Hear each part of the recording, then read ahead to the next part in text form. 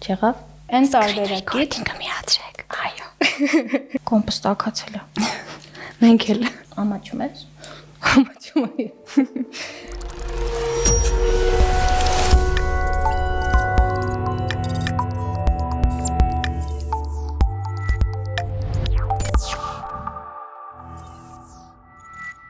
Բարև ձեզ, եթերում AI լաբորատորիա հաղորդումն է, ես Մարիամ Հարությունյանն եմ։ Հանրային ռադիոն կրթվել է նորաձև շարժման շրջանակներում Իմ քայլը հիմնադրամի ֆինանսավորմամբ ներկայացնում է թողարկումների շարք արհեստական բանականության, դրա ընձեռած հնարավորությունների, մշտապես թարմացվող գործիքների, ինչպես նաև հնարավոր վտանգների մասին։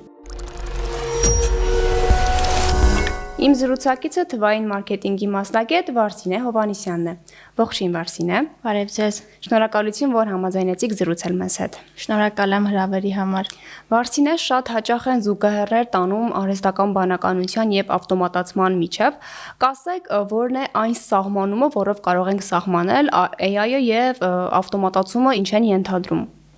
Արհեստական բանականության միջոցով հիմա ավելի հեշտ է դարձել ավտոմատացումներ կազմակերպելը։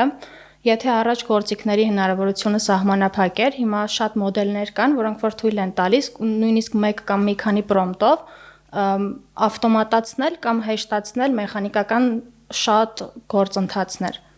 Որոնք ինչ չափորոշիչներով ենք մենք կարողանում հասկանալ, որ այժմ կարիք կա ավտոմատացման, որոնք են այն հստակ չափորոշիչները։ Տեսեք, օրինակ իմ մասնագիտության հետ կապված ասեմ, եթե առաջ օրինակ նամակներին պատասխանելը շատ երկար ժամանակ կարող էր խլել, հիմա կարող ես նամակներին պատասխանել ոչ ռոբոտացված ձևով, ուղղակի արհեստական բանականության միջոցով սովորեցնել, թե ինչպիսի tone of voice, այսինքն ինչպիսի շփվելու ոչ պետք է ունենա բրենդը, եւ այդ ոճին համաձայն արդեն արհեստական բանականությունը գեներացնում է յուրաքանչյուր անգամ, յուրաքանչյուր հաճախորդի հարցի վերաբերյալ ավելի բնականին մոտ պատասխաններ։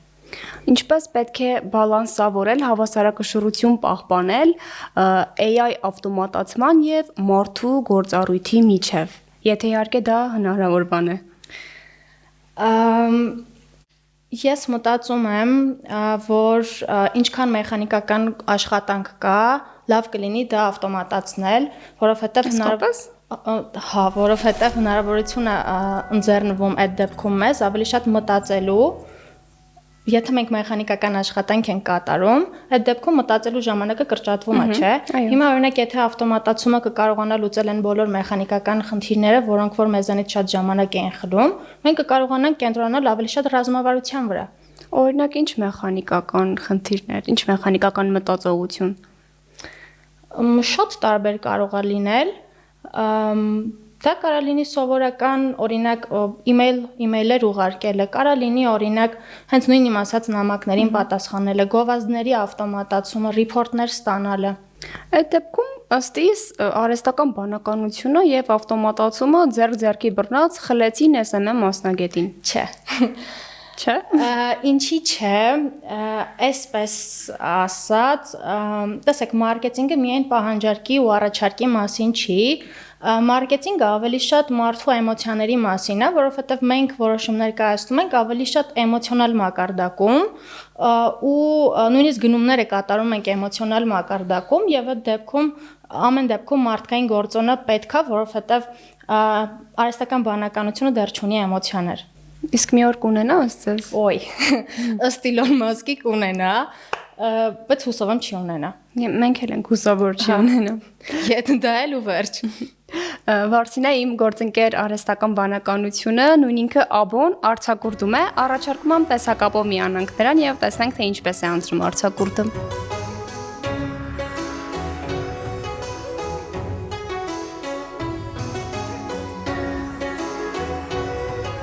Աբո, բարև։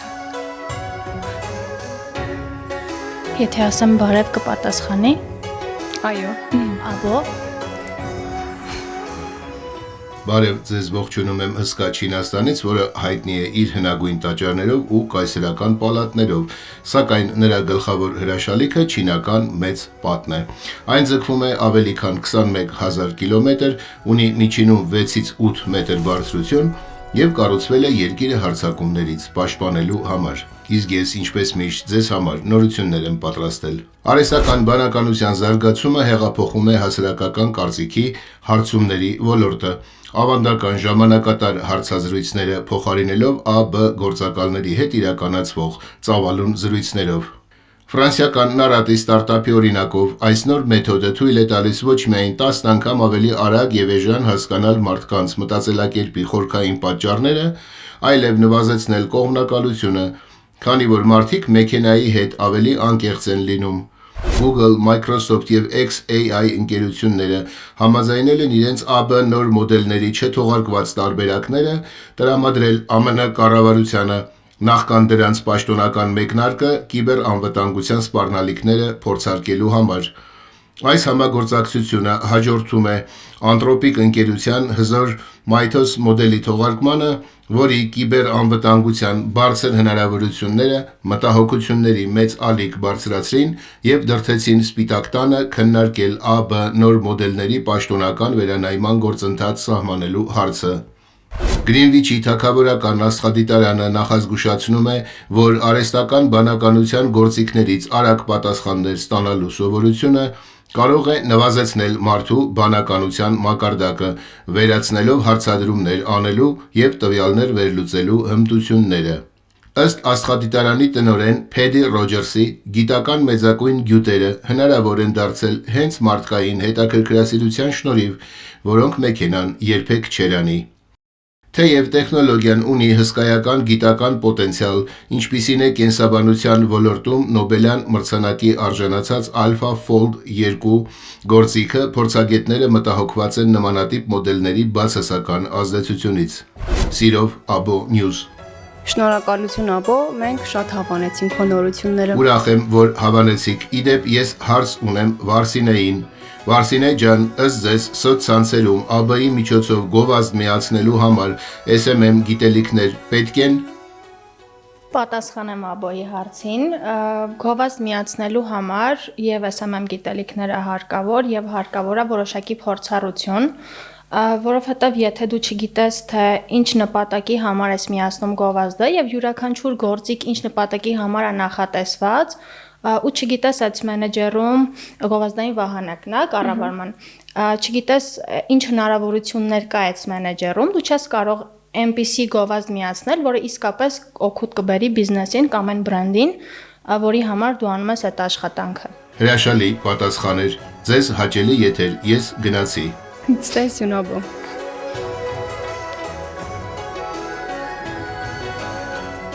Ինքը կրահել էր, ես քանի րոպե եմ պատասխանել։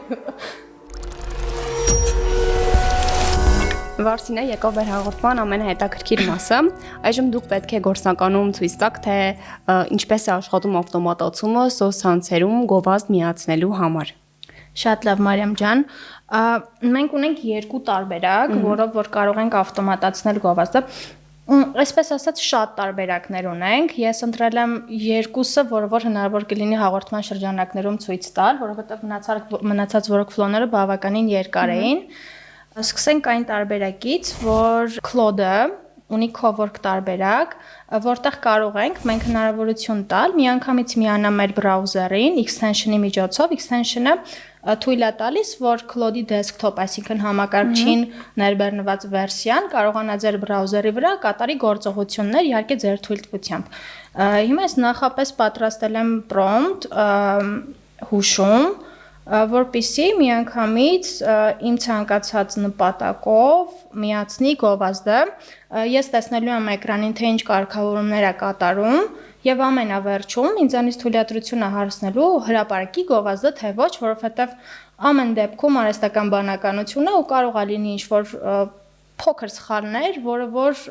դեռ մասնագետի ներգործության կարիք ունի։ Հիմա այստեղ մենք prompt manager-ում ունենք պատրաստի prompt-ի երկու տարբերակ, գործարկենք առաջինը, որտեղ էկրանին ցույց է տալու, թե ինչպես է գործողությունները կատարվում,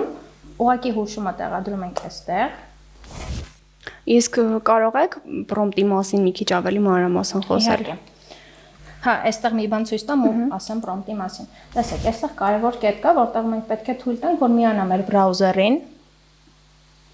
Հիմա երբ որ մենք թույլ ենք տալիս, որ միանա մեր բրաուզերին, տեսնում ենք, որ արդեն սկսում է գործողություններ կատարել։ Կարող եմ պատմելով գնալ այստեղ, որտեղ ինքը ամեն ինչ ցույց է տալու պրոմպտի մեջ ինչ գրված է։ Այստեղ ընտրում է, որ ստեղծի գովազդը արդեն։ Ես նշել եմ, որ ուզում եմ գովազդը ծառայի շատ հետևորդներ ստանալու համար եւ այդ դեպքում ընտրում ենք traffic նպատակը։ Իսկ Instagram-ում շատ այցելուներ ունենալ, որոնք կդառնան հնարավոր հետևորդներ։ Պետք է ընտրի ձեռքով կարգավորման տարբերակը, ընտրեց Առանց մարդու միջամտության։ Առանց մարդու միջամտության։ Երկրորդ տարբերակում ես ցույց եմ տալու, որ նույնիսկ էկրանը ցույց չի տալիս, ես ուղղակի տալիս եմ իրեն prompt-ը, ու տեսնում եք արդյունքը միանգամից դրաֆտում պահում է, ես մտնում եմ ու սեղմում եմ publish ու հրապարակել, ու կա տարբերակ, երրորդ տարբերակը, որտեղ ես կարող եմ նույնիսկ չմտնել ու ասել հրապարակիր։ Ինքը միանգամից հրապարակելու է, ուղարկելու է հենց միանգամից հաշվետվությունները։ Լրիվ գերազանցիկ աշակերտի Այո։ Իմ աշակերտն է։ Իսկ հիմա որ փուլում է մեր գովազդը։ Այստեղ արդեն ընտրում է տարիքային շեմը, ընտրել է location-ը։ Իսկ content-ը ինչի մասին է։ Իմ անձնական էջի վրա եմ հիմա գովազդ դնում, content-ը ավտոմատացման մասին է։ Հիմա օրինակ նույն Claude-ով ես իմ էջի դիզայնն եմ անում, ու ինքը միանշանակ թեթևացնում է այն բեռը, որ դու կարող ես ունենալ դիզայներ, այս դեպքում երբ որ քո մոտ միտք է գալիս որևէ post անելու, միանգամից Claude-ին ասում ես, այսպես միտք ունեմ, ու արդեն պատրաստ post կա։ Այսինքն ֆինանսական առումով նաև խնայողություններ է անում։ Այո։ Ուզում եմ անպայման նշել, որ Claude-ի այս տարբերակը ավտոմատացման, որը հիմա կիրառում եմ, վճարովի տարբերակն է, օգտվում եմ Claude Pro տարբերակից եւ գովազդը միացնելու համար դե Pro տարբերակը արդեն ակտիվացված է եւ որևէ այլ բան չկա վճարելու Claude-ին, բայց գովազդը ամեն դեպքում ունի Instagram-ին վճարելու գումար, որը այս պահին նշել եմ ըստ նպատակի օրվա համար $5։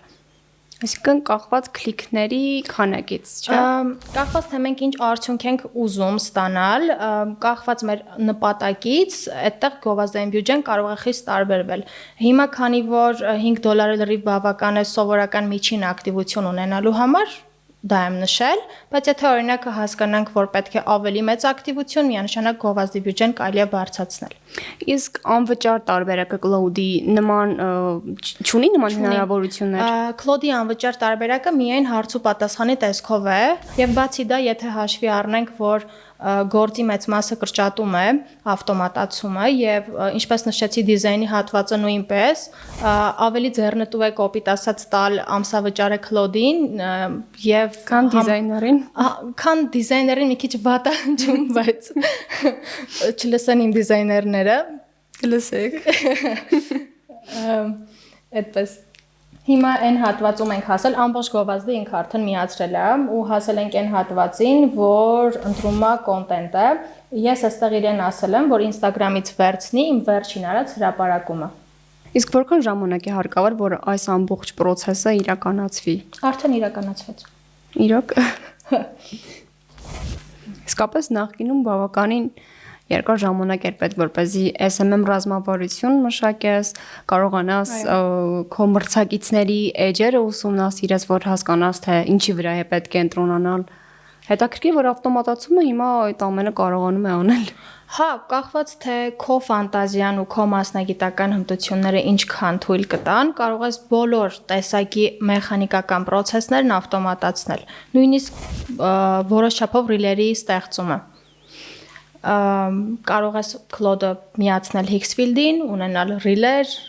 միայն գովազդները չի այստեղ, շատ բաներ կա, որոնք որ օրինակ մենք մեր աշխատանքի մեջ եւ Hixfield ենք օգտագործում, եւ Claude ենք օգտագործում, եւ Google AI Studio ենք օգտագործում, եւ Manus, այն որ շատ է թիվը։ Всё, արեց։ Հիմա մենք ունենք Claude-ի կողմից ստեղծված գովազդը, որտեղ որ մեր հրահանգին համաձայն ստեղ ընտրել է, որ հետևորդներ ավելացնելու համար է եւ այստեղ արդեն որոշակի չափով թիրախավորում արել։ Հեսա որ գնա։ Նպատակը ինչպես ես էի նշել ընտրել է Instagram-ի հետևորդների ավելացումը։ Բյուջեն $5 ինչպես ես էի ասել, Նշել է նաև տարիքային խումբը մինչև 18-ից մինչև 45 տարեկաններ։ Այստեղ կարող ենք շատ ավելի մանրամասն թիրախավորում անել, բայց ժամանակի սղության պատճառով փորձեցի ավելի սեղմ ներկայացնել։ Եվ այստեղ ընտրել է այն կոնտենտը, որը ես ուզում էի գովազդել։ Այսպես։ Այստեղ ասում է, եթե կուզես, կարող ես հրապարակել։ Արդեն ինձ ցույց է տալիս, որ գովազդը ենթակա է հրապարակման, եթե ես ուզեմ հրապարակել, կարող եմ սեղմել այստեղից publish։ Հիանալի։ Հիմա այստեղ կարող ենք փակել, որովհետև այս գործողության համար էլ մեզ ինչ-որ բան անհրաժեշտ չի, բայց կամ մի բան եւս կուզեմ ցույց տալ։ Տեսեք, այստեղ ունենք schedule հատված, որտեղ որ կարող ենք ցանկացած տեսակ task, այսինքն առաջադրանք, տալ Claude-ին եւ ինքը մեր տված առաջադրանքին համաձայն մեզ կանի հիշեցումներ։ Ցանկացած տեսակի, դա կարող է լինել անձնական, կարող է լինել գործին վերաբերող։ Այստեղ ես սարքել եմ Zapier-ի, Claude-ի եւ Meta connector-ի միջոցով ավտոմատացում, որտեղ որ իմ դրած գովազդները, որոնք որ դուք տեսաք ինչպես կարող ենք միացնել, տայից հաշվետվություն յուրաքանչյուր օր 2 անգամ, որտեղ ես կարողանամ տեսնել իմ CPC-ին ինչքան է, բարձր է, ցածր է, որտեղ ունեմ գովազդի CPC-ին բարձրացնենք մեր քլիկների արժեքը, մեկ քլիքի հետ կապված։ Այսինքն յուրաքանչյուր քլիքի դիմաց որքան գումար է գանձվել։ Այո։ Եվ որքան շատ են քլիկ անում, այնքան գովազդը ավելի լավ է տարածվում։ Այո, այդպես է։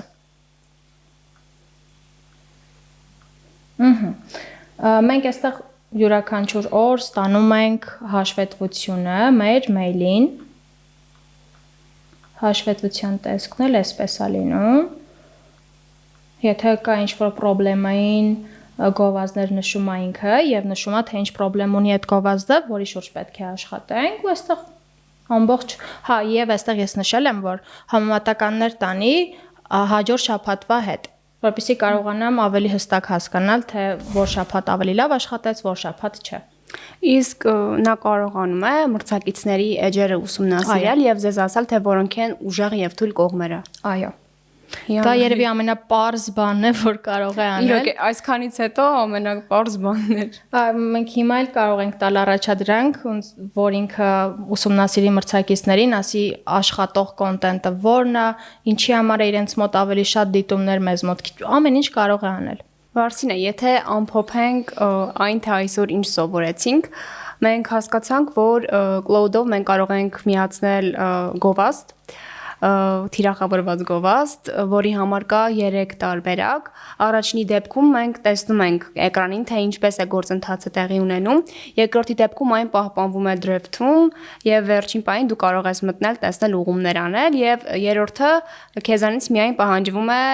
հաստատել եւ գովազդը ինքն իրեն կմիանա։ Երրորդի դեպքում ու կա երրորդ, չորրորդ շատ տարբերակներ կան։ Բայց մենք 3-ի մասին խոսեցինք։ Այո։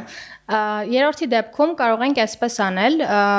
գրել այնպիսի workflow, որի դեպքում գովազդ միացնելուց բացի նաև կգեներացնի մեզ համար content, եւ այդ content-ը միանգամից կդնի մեր ցանկացած բյուջեով եւ բյուջեի փոփոխություն նույնպես կկարողանա անել։ Այսինքն, օրինակ, եթե տեսնում է $5 չի աշխատում, բարձրացնում է 10, եթե տեսնում է 10-ով չի աշխատում 20 ու այսպես, ու եթե տեսնում է content-ից է խնդիրը, միանգամից անջատում է։ Ու մեզ հաղորդագրություն է ուղարկում, որ մի աշխատեք, փոխեք կոնտենտը։ Ամփոփելով այսօրվա եթերը, նաև մենք հասկացանք, որ Claude-ի միջոցով կարող ենք նաև դիզայներական աշխատանքներ անել, խնայելով որոշակի քանակությամբ գումար, չնայած եթե հաշվի առնենք, որ հիմա սենյոր գրաֆիկ դիզայներները եւ առհասարակ դիզայներները բավականին մեծ գումար են պահանջում իրենց գործատուներից, բավականին մեծ գումար են խնայում։ Նաև հասկացանք, որ ավտոմատացումը կարող է